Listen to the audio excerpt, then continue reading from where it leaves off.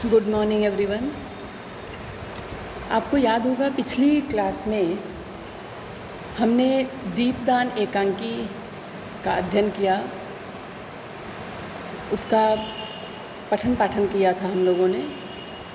आज आपको जो अभ्यास पुस्तिका में अपनी कॉपी में लिखना है दीपदान एकांकी का सारांश, या कह सकते हैं आप सबसे पहले प्रश्न लिखेंगे। यहाँ प्रश्न नहीं दिया हुआ है, आप प्रश्न लिखेंगे दीपदान एकांकी का सारांश अपने शब्दों में लिखिए, या दीपदान एकांकी की कथा वस्तु अपने शब्दों में लिखिए। तो आइए उत्तर इसका देखते हैं। दीपदान एकांकी डॉक्टर रामकुमार वर्मा की एक प्रसिद्ध एकांकी है।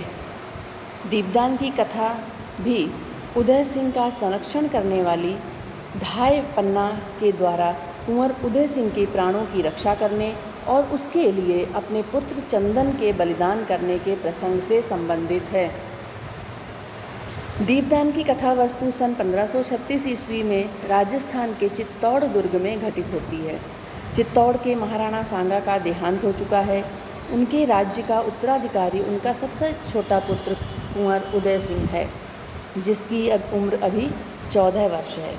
कुंवर उदय सिंह की देखरेख और लालन पालन का कार्य पन्ना नाम की एक स्वामी भक्त स्त्री कर रही है, जिसे पन्ना धाय के नाम से जाना जाता है। उसका 13 वर्ष का पुत्र चंदन है, जो कुंवर उदय सिंह के साथ खेलता रहता है। महाराणा सांगा की मृत्यु के पश्चात उनके भाई पृथ्वीराज का एक दासी पुत्र बनवीर, जिसकी आयु 32 वर्ष है, राज्य पर अपना अधिकार करने के लिए प्रयत्नशील है। जब महाराणा सांगा की मृत्यु हो जाती है तो क्या होता है कि उनका भाई, महाराणा सांगा का भाई पृथ्वीराज, जिसका एक दासी पुत्र था, उसकी दासी से उसका एक पुत्र था जिसकी आयु 32 वर्ष, वो चाहता है, वो दासी पुत्र होते हुए भी राजकुल का वंशज बनना चाहता है, राजकुल का उत्तराधिकारी बनना चाहता है, और उस राज्य को पाने के लिए हर प्रकार से प्रयत्न करता है। दीपदान की सारी कथा पन्ना, धाय और बनवीर पर आकर चरम सीमा की स्थिति में ठहर जाती है।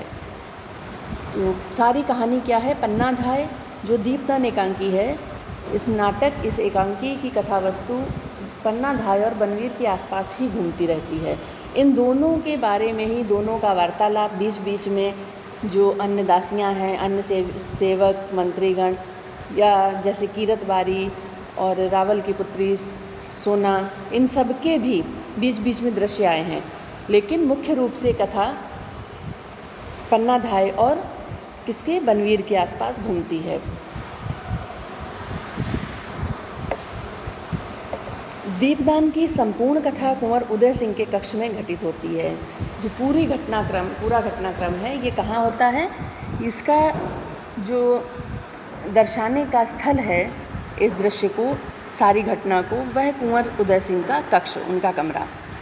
समय क्या है? रात्रि का दूसरा पहर। नेपथ्य हमने आपको बताया था कि जो स्टेज होता है, रंगमंच होता है, रंगमंच के जो पीछे का स्थान है उसे नेपथ्य कहा जाता है। नेपथ्य में नारियों की सम्मिलित नृत्य ध्वनि एवं गायन का स्वर सुनाई देता है, जो धीरे धीरे हल्का हो रहा है। उदय सिंह आकर पन्ना धाय को बताता है कि बाहर सुंदर सुंदर लड़कियां तुलजा भवानी के सामने नाच रही हैं और दीपदान कर रही हैं। वह पन्ना को भी अपने साथ नृत्य देखने ले जाने के लिए जिद करता है, किंतु पन्ना इस बात के लिए तैयार नहीं होती। वह कुंवर उदय सिंह को समझाती है, तुम तो चित्तौड़ के सूरज हो और इस राजवंश के दीपक, महाराणा सांगा के कुलदीपक हो, तुम्हें इस तरह नाच गाने देखने के लिए नहीं जाना चाहिए। कुंवर उदय सिंह रूठ जाता है और बिना कुछ खाए पिए वहाँ से जाकर कहीं और सो जाता है। उदय सिंह के जाने के पश्चात पन्ना के पास रावल रूप सिंह की लड़की सोना, जिसकी उम्र 16 वर्ष है, जो अत्यंत रूपवती तथा कुंवर उदय सिंह की सहेली अर्थात मित्र लिख सकते हैं, यहाँ पर कुंवर उदय सिंह की मित्र लिखेंगे, उदय सिंह की मित्र है, आती है।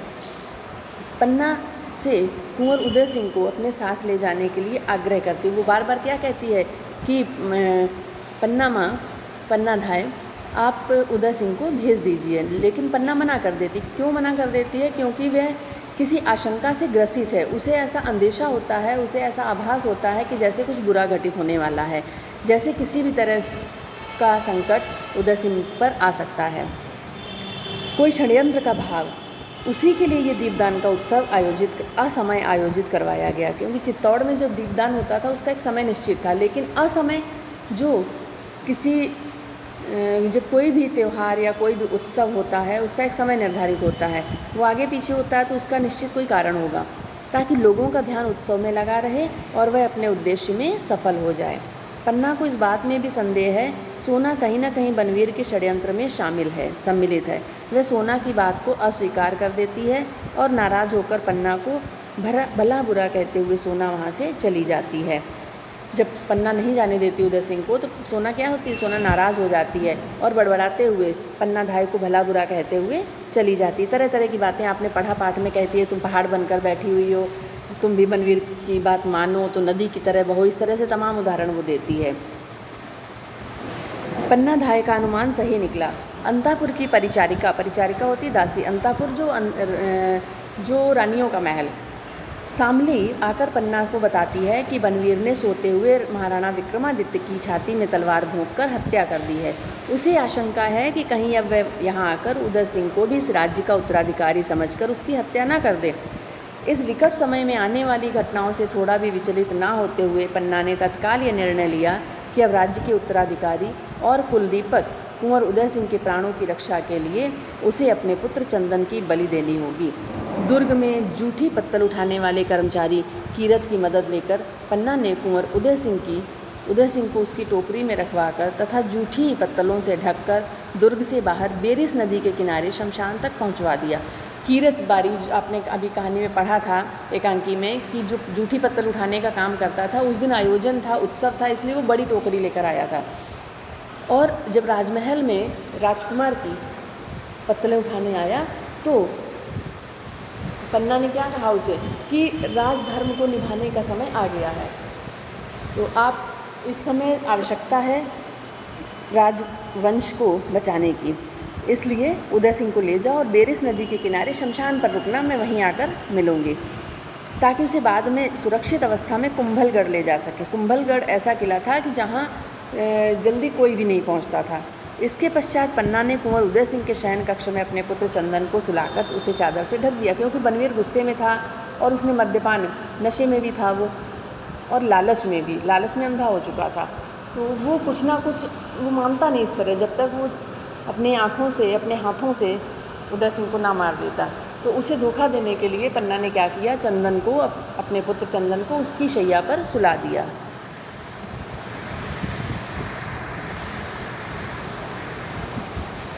इसके बाद सुला दिया तो आगे क्या हुआ, पन्ना की आशंका के अनुरूप, जैसा कि पन्ना को लग रहा था वही हुआ।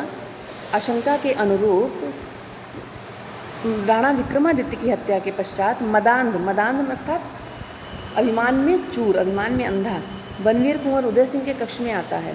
पन्ना के बहुत रोकने के पश्चात भी चंदन को कुंवर उदय सिंह समझकर अपनी तलवार के प्रहार से उसकी हत्या कर देता है। पन्ना जोर से चीखकर मूर्छित हो जाती है।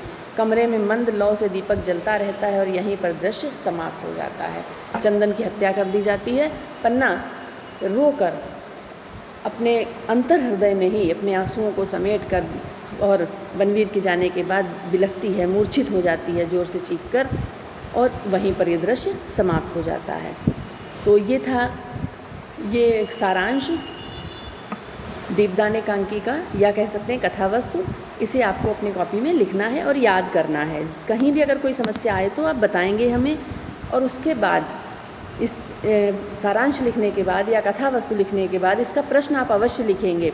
प्रश्न क्या लिखना है, दीपदान एकांकी की कथावस्तु अपने शब्दों में लिखिए, या दीपदान एकांकी का सारांश अपने शब्दों में लिखिए।